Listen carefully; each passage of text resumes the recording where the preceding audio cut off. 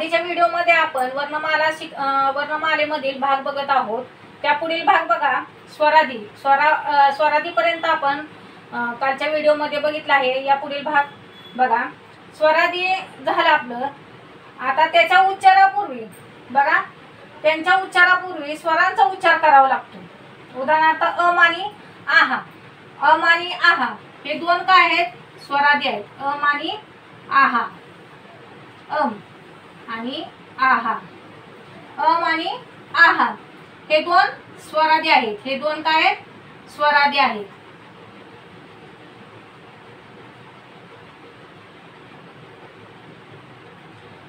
बघा बिंदू अनुस्वार, बिंदू म्हणजेच अनुस्वार आणि विसर्ग यांच्या उच्चारासाठी दुसऱ्या वर्णाची मदत घ्यावी लागते। बघा अनुस्वार आणि विसर्ग यांच्या उच्चारासाठी दुसऱ्या वर्णाची मदत घ्यावी लागते, म्हणून त्यांना परवर्ण असे म्हणतात। बघा आता परवर्ण कशाला म्हणतात? बिंदू आणि अनुस्वाराचा आता अंत नुसतं आपण अनुस्वार म्हणणार आहे का? तर अंत हा शब्द तयार झाला म्हणजे दुसरे वर्ण ह्याच्यामध्ये आले। ह्यांचा उच्चार करताना दुसऱ्या वर्णाची मदत घ्यावी लागते, म्हणून ह्यांना काय म्हणायचं? परवर्ण म्हणायचं। आता स्वतः इथं काय आला? विसर्ग आला। इथं काय आला? विसर्ग आला। आता नुसतं विसर्ग आपण म्हणणार आहे का? तर स्वतः हा शब्द म्हणताना आपण दुसरे वर्ण वापरले आहेत। यांचा उच्चार करताना दुसऱ्या मदतीची आवश्यकता भासते, म्हणजे कुठल्या? अनुस्वार आणि विसर्ग यांच्या उच्चारासाठी आपल्याला दुसऱ्या वर्णाची मदत घ्यावी लागते, तेव्हा त्याला काय म्हणायचं?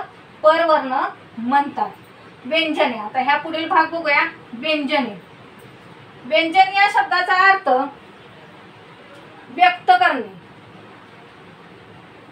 व्यंजने, व्यंजने म्हणजे काय? व्यक्त करणे। व्यंजने म्हणजे काय? व्यक्त करणे। त्याची फोड काय होती? वि अधिक ज अज।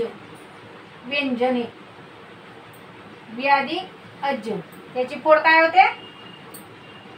वि अधिक अज। बघा व्यंजन या शब्दाचा अर्थ व्यक्त करणे असा होतो। व्यंजने ही अपूर्ण उच्चाराची असून ती लिहिताना पाय मोडून लिहितात। व्यंजने अपूर्ण ह्याचे असतात। बघा अपूर्ण उच्चाराचे असतात, त्याची पाय मोडून क ख ग ह्याचे सगळ्याचे पाय मोडायचे, म्हणजे ह्याला काय म्हणायचं? व्यंजने म्हणतात। मराठी भाषेत एकूण 34 व्यंजने आहेत। मराठी भाषेत एकूण किती? 34 व्यंजने आहेत। मराठी भाषेत एकूण 34 व्यंजने आहेत। आणि पूर्ण व्यंजने पूर्ण उच्चारण्यासाठी स्वराची मदत घ्यावी लागते। बघा पूर्ण व्यंजने म्हणजे ह्याचा पूर्णत्व येण्यासाठी, कला आता पूर्णत्व येण्यासाठी स्वराची मदत घ्यावी लागते। क आधी क, पाय गेला निघून क झाला, ह्याचा पाय मोडला होता आपण। क आधी अ बरोबर क। खच पण तसंच, ख पाय मोडला, ख आधी क ख, ह्याचं काय झालं? पूर्ण उच्चार झाला। म्हणजे हे पूर्ण उच्चारण्यासाठी आपल्याला काय करावं लागली? स्वरांची मदत घ्यावी लागली। हे पूर्ण उच्चारण्यासाठी आपल्याला स्वरांची मदत घ्यावी लागली।